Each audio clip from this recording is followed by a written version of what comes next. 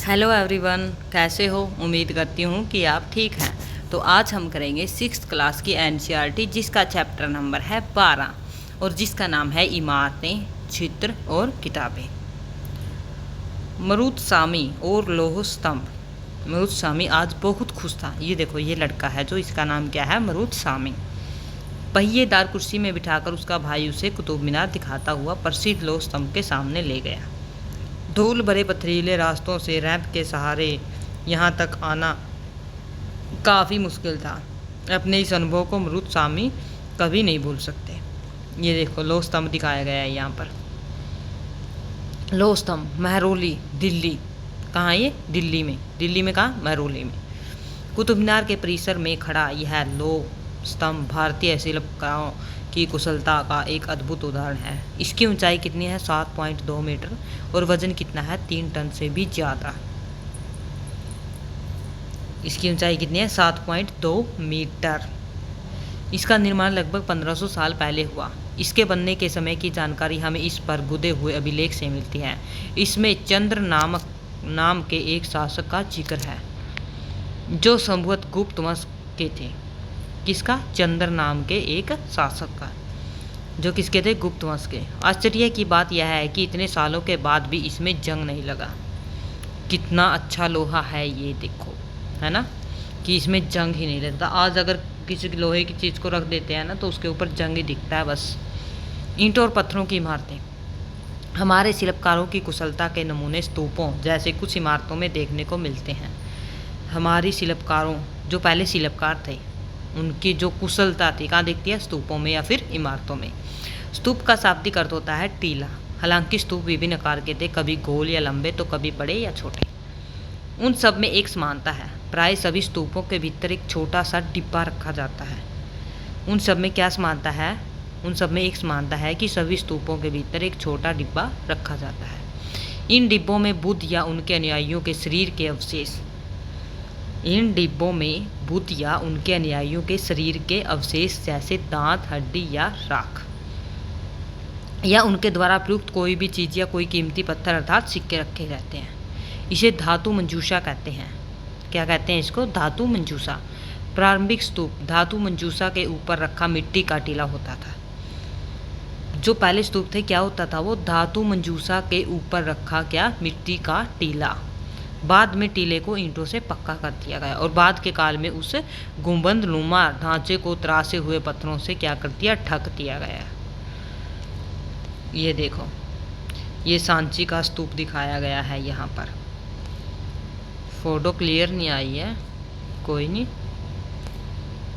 कुछ कुछ इसमें समझ आ रहा है। प्राय स्तूपों के चारों ओर परिक्रमा करने के लिए एक वृत्ताकार क्या होता था? पथ, जिसे क्या कहते थे? प्रदक्षिणा पथ। इस रास्ते को रेलिंग से घेर दिया जाता था। किससे? रेलिंग से। जैसे ये लगाई गई है ना इसके ऊपर, ये वाले ये काट के, इसे क्या किया जाता था? रेलिंग से घेर दिया जाता था, जिसे क्या कहते हैं? वेदिका। वेदिका में प्रवेश द्वार बने होते थे। इसमें वेदिका में क्या बने होते थे? यहाँ से प्रवेश द्वार। ये देखो क्या होते थे? प्रवेश द्वार। रेलिंग तथा तोरण प्राय मूर्तिकला की सुंदर कलाकृतियों से सजे होते थे। क्या? रेलिंग और क्या? तोरण प्राय मूर्तिकला। जैसे यहाँ पर मूर्तिकला, यहाँ पर मूर्तिकला से क्या होते थे? ये सजे होते थे। भिन्न भिन्न प्रकार की मूर्तियों का यहाँ पर निर्माण किया जाता था। वेदिका में प्रवेश द्वार बने होते थे, ये तो हो गया। मानचित्र 7 में अमरावती ढूंढो। यहाँ कभी एक भव्य स्तूप हुआ करता था। क्या? भव्य स्तूप। लगभग 2000 साल पहले इस स्तूप को सजाने के लिए शिलाओं पर क्या किए जाते थे? चित्र उकेरे जाते थे। कई बार पहाड़ियों को काट कर बनावटी गुफाएं बनाई जाती थी। किसको? पहाड़ियों को काट कर क्या किया जाता था? बनावटी गुफाएं। इस तरह की कई गुफाओं को मूर्तियों तथा चित्रों द्वारा सजाया जाता था। कई बार पहाड़ियों को काट कर क्या बनाई जाती थी? बनावटी गुफाएं। इस तरह की कई गुफाओं को मूर्तियों तथा चित्रों द्वारा सजाया जाता था। इस काल में कुछ आरंभिक हिंदू मंदिरों का निर्माण किया गया। किसका? आरंभिक हिंदू मंदिर। इन मंदिरों में विष्णु, शिव तथा दुर्गा जैसी देवी देवताओं की पूजा होती थी। मंदिरों का सबसे महत्वपूर्ण भाग गर्भगृह होता था, जहाँ मुख्य देवी देवता की मूर्ति को रखा जाता था। आप मंदिर में जाकर आज भी देख सकते हैं। जहाँ पर देवी देवता की मूर्ति को रखा जाता है उसे क्या कहते हैं? गर्भगृह। स्थान पर पुरोहित धार्मिक अनुष्ठान करते थे और भक्त पूजा करते थे। अक्सर गर्भगृह को एक पवित्र स्थान के रूप में दिखाने के लिए भीतर गांव जैसे मंदिरों में उसके ऊपर काफ़ी ऊंचाई तक निर्माण किया जाता था, जिसे शिखर कहते थे। शिखर निर्माण के कठिन कार्य के लिए सावधानी से योजना बनानी पड़ती थी। जैसे उसका निर्माण कार्य चल रहा होता है ना, तो उसके शिखर को क्या किया जाता था? सावधानी के साथ बनाया जाता था। अधिकतर मंदिरों में मंडप नाम की एक जगह होती थी। यह एक सभागार होता था जहाँ पर क्या होते थे? लोग इकट्ठा होते थे। सांची का स्तूप देखो क्या लिखा है इसमें। इस तरह के स्तूप का निर्माण कई सौ सालों तक चलता था। इस स्तूप में ईंटों का प्रयोग संवत अशोक के जमाने का था, जबकि रेलिंग और प्रवेश द्वार बाद के शासकों के काल में जोड़े गए। कौन क्या क्या? रेलिंग और प्रवेश द्वार। बाएं अमरावती की एक शिल्पकृति है, ये देखो, ये अमरावती की क्या है? एक शिल्पकृति है। तो आगे देखते हैं। ये देखो बाएं ऊपर उत्तर प्रदेश के भीतर गांव का एक आरंभिक मंदिर। यह लगभग 1500 साल पहले पक्की ईंट और पत्थरों से बनाया गया था। कितने साल वाले? 1500 साल। उत्तर प्रदेश का कौन सा? भीतर गांव का। आगे है दाएं और कहाँ क्या है? महाबलीपुरम के एक आकस्मिक मंदिर। महाबलीपुरम के क्या है ये? एक आकस्मिक। महाबलीपुरम के क्या है ये? एक आकस्मिक मंदिर। आगे है, इनमें से प्रत्येक मंदिर एक ही विशाल पहाड़ी को तराश कर बनाए जाते थे, इसलिए उन्हें क्या कहा जाता है? एकाश्म कहा जाता था। ईंटों से बनाए जाने वाले मंदिर से यह बिल्कुल भिन्न होते थे। ईंट से बनी इमारतों से नीचे से ईंटों की एक एक तरह जोड़ते हुए उसे ऊपर की ओर ले जाते थे, जबकि चट्टान तराश कर बनाए जाने वाले मंदिरों को पत्थर काटने वाले ऊपर से नीचे के क्रम में बनाते हैं। इन मंदिरों को बनाते समय पत्थर काटने वालों को किन समस्याओं का सामना करना पड़ता होगा? इसकी सूची बनाओ। तो मानचित्र 7 में महाबलीपुरम और ऐहोल को ढूंढो। इन शहरों में पत्थरों से बने कुछ उत्कृष्ट मंदिर हैं, उनमें से कुछ यहाँ दिखाए गए हैं। आगे है स्तूप तथा मंदिर किस तरह बनाए जाते होंगे। स्तूपों तथा मंदिरों को बनाने की प्रक्रिया में कई अवस्थाएं आती हैं। इसके लिए काफ़ी धन खर्च होता था। आमतौर पर राजा या रानी इनके बनवाने का निश्चय करते थे। पहला काम अच्छी किस्म के पत्थर ढूंढकर शिलाखंडों को खोदकर निकालना होता था। फिर मंदिर या स्तूप के लिए सोच विचार कर तय किए गए स्थान पर शिलाखंडों को उनको पहुंचाना होता था। फिर उसको काट छाँट कर तराशने के बाद खंभों, दीवारों की चौखटों, फर्शों तथा छतों का आकार दिया जाता था। इन सब के तैयार हो जाने पर सभी जगहों पर उन्हें लगाना काफ़ी मुश्किल का काम था। आगे देखो, बाईं ओर उड़ीसा का जैन मठ। ये देखो, ये क्या है? उड़ीसा का जैन मठ है। ठीक है, ये वाला उड़ीसा का क्या है? ये जैन मठ। एक पहाड़ी को खोदकर इस 2 मंजिला इमारत को बनाया गया है। कमरों के प्रवेश द्वार को ध्यान से देखो। कमरे इसमें जैन भिक्षु रहते थे और ध्यान करते थे, और यहाँ दिखाई गई गुफाओं में क्या अंतर है? तो आप 15 पर दिया गया है उस गुफा में, और इस गुफा में आप क्या कर सकते हैं? अंतर बता सकते हैं। नीचे क्या दिया गया है? राष्ट्रीय संग्रहालय। ये देखो, ये राष्ट्रीय संग्रहालय नई दिल्ली से एक मूर्ति का चित्र। कहाँ की? नई दिल्ली की। क्या तुम यहाँ देख पा रहे हो कि किस प्रकार गुफाओं की खुदाई की गई है? ये देखो, ये गुफाओं की खुदाई से क्या बनाए गए हैं? चित्र बनाए गए हैं। इस तरह के शानदार ढांचों का निर्माण करने वाले शिल्पकारों को सारा खर्च संवत राजा रानी ही देते थे। इसके अतिरिक्त इन स्तूपों या मंदिरों में आने वाले भक्त जो उपहार अपने साथ लाते थे, उन्हें इमारत की सजावट की जाती थी। जैसे हाथी दांत का काम करने वाले श्रमिकों के संघ ने सांची के एक अलंकृत प्रवेश द्वार को तोरण को बनाने का खर्च दिया था। तोरण क्या होता है? प्रवेश द्वार। किसने दिया है? हाथी दांत का काम करने वाले श्रमिक के संघ ने। ठीक है, आगे है, इनकी सजावट के लिए पैसे देने वालों में व्यापारी, कृषक, माला बनाने वाले, इत्र बनाने वाले, लोहार, सुनार तथा ऐसे कई स्त्री पुरुष शामिल थे जिनके नाम खंभों, रेलिंगों और दीवारों पर खुदे हुए हैं। इसलिए जब तुम इन स्थानों को देखने जाओ तो याद रखना कि कितने सारे लोगों ने इन्हें बनाने और सजाने में अपना योगदान दिया है। आगे देखते हैं चित्रकला। ये देखो, चित्रकला दिखाई गई है। ठीक है, ये अजंता के चित्र दिखाए हैं। मानचित्र 7 में अजंता को ढूंढो। यह वह जगह है जहाँ के पहाड़ों में सैकड़ों सालों के दौरान कई गुफाएं खोदी गई। कितनी? कई गुफाएं कहाँ? अजंता में। इनमें से ज़्यादातर बौद्ध भिक्षुओं के लिए बनाए गए विहार थे। इनमें से कुछ को चित्रों द्वारा सजाया गया था। यहाँ इनके कुछ उदाहरण दिए गए हैं। गुफाओं के अंदर अंधेरा होने की वजह से अधिकांश चित्र मसालों की रोशनी में बनाए गए थे। देखो कितना ध्यान लगाना पड़ता है। मसालों की रोशनी में बनाए थे उन्होंने, क्योंकि गुफा के अंदर लाइट का प्रबंध नहीं था। इन चित्रों के रंग 1500 साल बाद भी चमकदार हैं। ये रंग पौधों तथा खनिजों से बनाए गए थे। नेचुरल रंग थे, प्राकृतिक एकदम। इन महान कृतियों को बनाने वाले कलाकार अज्ञात हैं, उनका कोई पता नहीं है। उन्होंने अपना नाम इन पर नहीं लिखा है। आगे है पुस्तकों की दुनिया। इस युग में कई प्रसिद्ध महाकाव्यों की रचना की गई। इन उत्कृष्ट रचनाओं में स्त्री पुरुषों की वीर गाथाएं तथा देवताओं से जुड़ी कथाएं हैं। करीब 1800 साल पहले एक प्रसिद्ध तमिल महाकाव्य शिलपदिकारम की रचना इलांगो नामक कवि ने की। कितने वर्ष पहले? 1800 वर्ष पहले। कौन था? तमिल, प्रसिद्ध तमिल महाकाव्य का क्या नाम है? शिलपदिकारम। कवि का क्या नाम है? इलांगो। इसमें कोवलन नाम के एक व्यापारी की कहानी है। वह बुहार में रहता था। अपनी पत्नी कनंगी की उपेक्षा कर वह एक नर्तकी माधवी से प्रेम करने लगा। बाद में वह और कनंगी बुहार छोड़कर कहाँ चले गए? मदुरै चले गए।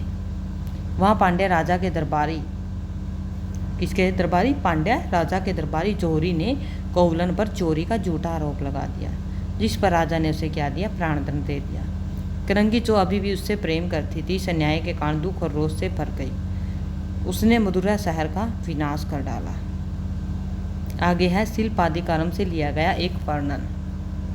तो आप यहाँ पर देखते हैं, यहाँ कवि ने कनंगी के दुख का इस तरह से वर्णन किया है। ओ मेरे दुख तो देखो, तुम मुझे सांत्वना तक नहीं दे सकते। क्या यह सही है कि विशुद्ध सोने से भी सुंदर तुम्हारा शरीर बिना धूल से सना यूं ही पड़ा है? यह कहाँ का न्याय है कि गोधूली की इस स्वर्णिम आपा में फूलमाला से ढके सुंदर वक्ष स्थल वाले तुम जमीन पर गिरे पड़े हो। मैं अकेली असहाय और हताश होकर खड़ी हूँ।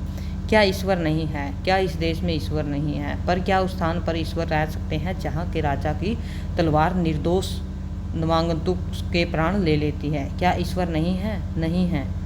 इस प्रकार से यह कहाँ से लिया गया है? शिलपदिकारम नामक महाकाव्य से। इसके राइटर हैं इलांगो। कौन है?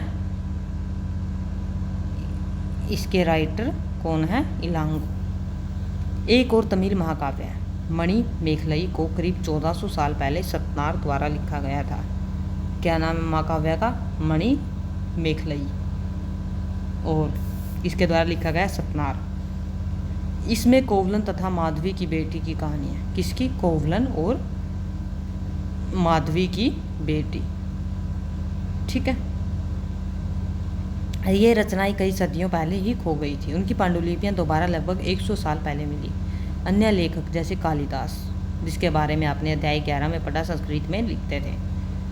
मेघदूत का एक श्लोक।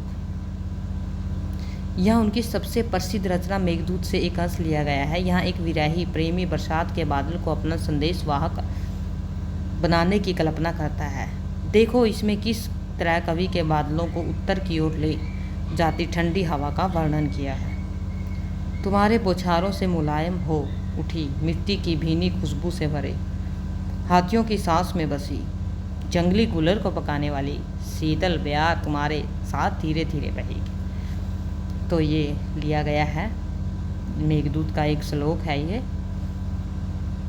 तो आगे देखते हैं कितना रहता है भाई। ये थोड़ा सा ही रहता है, अब तो बस 3-4 पेज ही रहते हैं। मैं आपको ये करवा देती हूँ और ये बुक कंप्लीट हो जाएगी। आगे हम करेंगे सेकंड बुक स्टार्ट।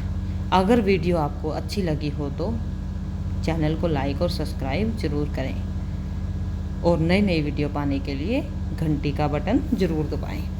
तो आगे है पुरानी कहानियों का संकलन तथा संरक्षण। हिंदू धर्म से जुड़ी कई कहानियों जो बहुत पहले से ही प्रचलित थी, इसी काल में लिखी गई। इसमें पुराण भी थे। पुराण का शाब्दिक अर्थ है प्राचीन या पुराण।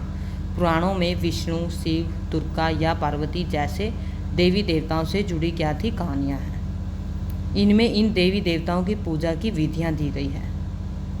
इसके अतिरिक्त इनमें संसार की सृष्टि तथा राजाओं के बारे में भी कहानियाँ हैं। अधिकतर पुराण सरल संस्कृत श्लोक में लिखे गए हैं जिससे सब उन्हें सुन और समझ सकें। अधिकतर पुराण सरल संस्कृत श्लोक में लिखे गए हैं जिससे सब उन्हें सुन और समझ सकें। स्त्रियां तथा शूद्र जिन्हें वेद पढ़ने की अनुमति नहीं थी, किसको? स्त्रियों को और शूद्रों को क्या था? वेद पढ़ने की अनुमति नहीं थी। स्त्री पुरुषों को क्या थी? स्त्री और शूद्रों को क्या थी? वेद पढ़ने की अनुमति नहीं थी। तो वह क्या करते थे? वो सिर्फ सुन सकते थे। पुराणों का पाठ पुजारी मंदिरों में किया करते थे जिसे लोग क्या करते थे? सुनने आते थे। 2 संस्कृत महाकाव्य महाभारत और रामायण लंबे अरसे से लोकप्रिय रहे हैं। तुम में से भी कुछ बच्चे इन कहानियों से क्या है? परिचित होंगे। महाभारत कौरवों और पांडवों के बीच युद्ध की कहानी थी। इस युद्ध का उपदेश पुरु वंश की राजधानी हस्तिनापुर की गद्दी प्राप्त करना था। यह कहानी तो बहुत ही पुरानी है, पर आज इसे हम जिस रूप में जानते हैं वह करीब 1500 साल पहले लिखी गई है। माना जाता है कि पुराणों और महाभारत दोनों को ही व्यास नाम के एक ऋषि ने संकलित किया था। महाभारत में ही भगवत गीता भी है जिसके बारे में तुमने अध्याय किसमें पढ़ा? 10 में। रामायण की कथा कौशल के राजकुमार राम के बारे में है। उनके पिता ने उन्हें वनवास दे दिया। ये तो आपने देख ही रखी है, पढ़ भी रखी है, तो इसको मैं जल्दी से करवा देती हूँ। वन में उसकी पत्नी सीता का लंका के राजा रावण ने क्या किया था? अपहरण किया था। सीता को वापस पाने के लिए राम को क्या करनी पड़ी थी? लड़ाई करनी पड़ी थी। वे विजयी होकर कौशल की राजधानी अयोध्या लौटे। महाभारत की तरह ही रामायण भी एक क्या है? प्राचीन कहानी है जिसे बाद में लिखित रूप में दिया गया। संस्कृत रामायण के लेखक वाल्मीकि माने जाते हैं। कौन है? रामायण के वाल्मीकि। और महाभारत के कौन है? महाभारत के लेखक कौन है? वेद व्यास। ठीक है, व्यास जी हैं। आगे देखते हैं। इस उपमहाद्वीप के विभिन्न भागों में महाभारत और रामायण के भिन्न भिन्न रूपांतर लोकप्रिय हैं। इसके आधार पर नाटक, गीत और नृत्य परंपराएं उभरी। पता करो तुम्हारे राज्य में कौन सा रूपांतर प्रचलित है। आगे है आम लोगों द्वारा कही जाने वाली कहानियाँ। आम लोग भी कहानियाँ कहते थे, कविताएं और गीतों की रचना भी करते थे, गाने भी गाते थे, नाचते भी थे और नाटकों को खेलते थे। इसमें से कुछ तो इस समय के आसपास जातक और पंचतंत्र की कहानियों के रूप में लिखकर सुरक्षित कर लिए गए।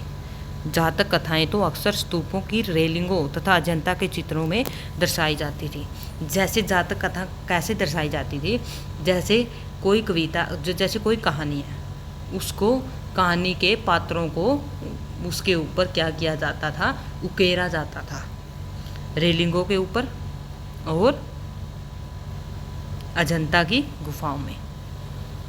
इसमें से एक कहानी अगले पृष्ठ पर है। तो बंदर राजा की कहानी है ये। चलो मैं पढ़ के सुना देती हूँ आपको। ये कहानी बड़ी इंटरेस्टिंग है ये।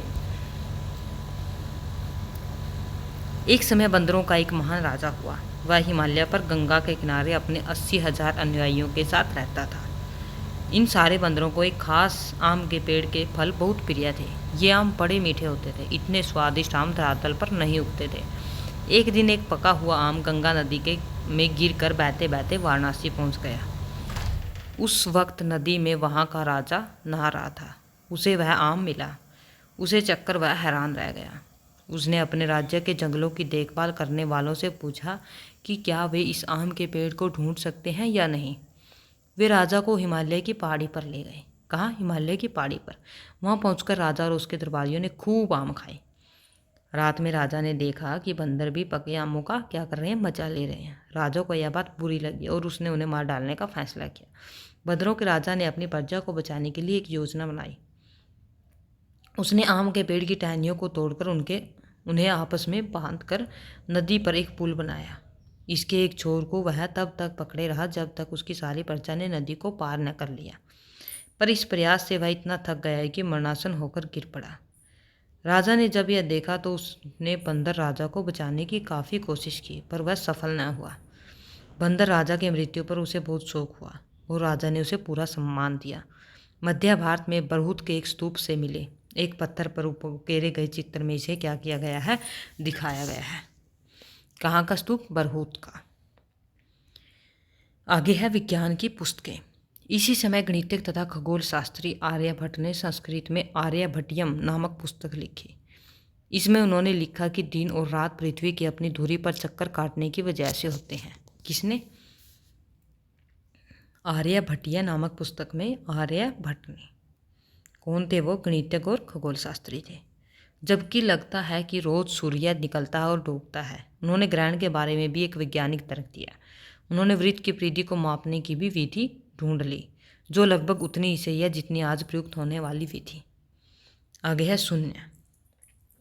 अंकों का शून्य का प्रयोग करते हैं कैसे? अंकों का प्रयोग पहले से होता आ रहा है, पर अब भारत में गणितज्ञों ने शून्य के लिए एक नया चिन्ह आविष्कार किया है। गिनती की यह पद्धति अरबों द्वारा अपनाई गई और तब यूरोप में फैल गई। आज भी अब पूरी दुनिया में क्या की जाती है? प्रयोग की जाती है।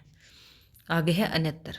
अन्यत्र में हम पढ़ेंगे कागज़ आज हमारे रोज़मर्रा की ज़िंदगी का हिस्सा बन गया है। जो किताबें हम पढ़ रहे हैं वे कागज़ पर छपी होती हैं।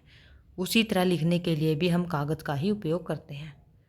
कागज़ का आविष्कार करीब 1900 साल पहले काई लून नाम के व्यक्ति ने चीन में किया था। किसने कागज़ का आविष्कार किया था? काई लून नाम के व्यक्ति ने, यहाँ चीन में। उसने पौधों के रेशों, कपड़ों, रस्सियों और पेड़ों की छालों को पीट कर लुगदी बनाकर उसे भिगो दिया। फिर उस लुगदी को दबाकर उसका पानी निचोड़ा और तब सुखाकर कागज़ बनाया। आज भी हाथ से कागज़ बनाने के लिए इस विधि को अपनाया जाता है। कागज़ बनाने की तकनीक को सदियों तक गुप्त रखा गया। करीब 1400 साल पहले यह कोरिया तक पहुंची। इसके बाद तुरंत बाद ही यह जापान तक फैल गई। करीब 1800 साल पहले यह बगदाद में पहुंची। फिर बगदाद से यूरोप, अफ्रीका और एशिया के अन्य भागों में फैली। इस उपमहाद्वीप में भी कागज़ की जानकारी बगदाद से ही आई। तो ये था हमारा आज का चैप्टर, और मिलते हैं कल दोबारा एक नए चैप्टर के साथ और नई वीडियो के साथ और नई बुक के साथ। ये बुक आपकी कंप्लीट हो चुकी है। NCERT 6th क्लास हिस्ट्री आपकी कंप्लीट हो चुकी है। अगर वीडियो अच्छी लगे हो तो चैनल को लाइक और सब्सक्राइब ज़रूर करें। मैं इनकी एक प्लेलिस्ट बना दूंगी, तो आपको ये वीडियो आसानी से एक ही जगह मिल जाएंगी। तो मिलते हैं एक नए चैप्टर के साथ, नई बुक के साथ। Okay, bye bye.